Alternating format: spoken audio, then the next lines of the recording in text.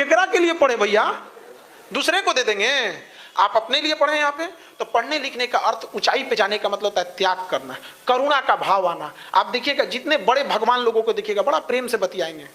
कृष्ण भगवान को देखिएगा ना, जाए थे कौरव सबको समझाना, वही ठल रहता था यहाँ पे, ये कर देंगे, वो कर देंगे, ये कर देंगे, आया शांत हो गया, खत्म की हो गया कि नहीं हो गया? तो अगर आप ऐठ रहे हैं ना बहुत, तो आप समझिएगा किस कैटेगरी वाले हैं आप। कभी कोई आएगा अपना सुदर्शन लेके शांत कर देंगे यहाँ पे।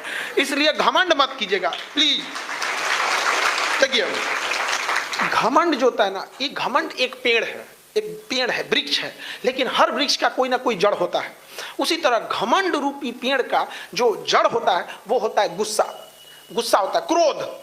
जब तक क्रोधित ना होंगे तब तक घमंड वाली भाषा ही नहीं निकलेगी। आराम से कहेंगे क्या, आओ तुम्हें औकात दिखाते हैं, नहीं कहेंगे, पहले गुस्सियाएंगे कि हमरा ऐसे बोला रे, ऐसे बोला, पहले गुस्सियाएंगे। अब वो लगा दिए आप जड़, अब उस पे घमंड रूपी पेड़ निकलेगा। तो अगर आप क्रोधित नहीं होंगे तो आप कभी भी घमंड नहीं लाएंगे। तो क्रोध को रोकिए, क्रोध को जड़े काट दीजिए। क्रोध नहीं होगा तो घमंड नहीं होगा।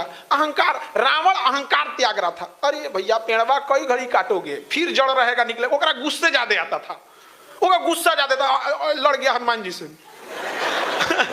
अरे पता नहीं चला लड़ किससे रहे। अरे भाई साहब सोच समझ के लड़ना चाहिए, कहाँ लड़ रहे हैं कहाँ नहीं कर रहे हैं। तो कभी भी देखिए अहंकार कंट्रोल नहीं, पहले क्या कंट्रोल करना है? गुस्सा। गुस्सा कंट्रोल हो गया, अहंकार अइबे नहीं करेगा। और देखिए गुस्सा और आंधी, ये दोनों जब चले जाते हैं तब अंदाजा लगता है नुकसान कितना हुआ था। उसके बाद सिर्फ समेटना बाकी रहता। अब समेटा हो गई काम। अब उसके बाद पछताएंगे, अरे यार ऐसा नहीं बोलना चाहिए। तो अब क्या कीजिएगा?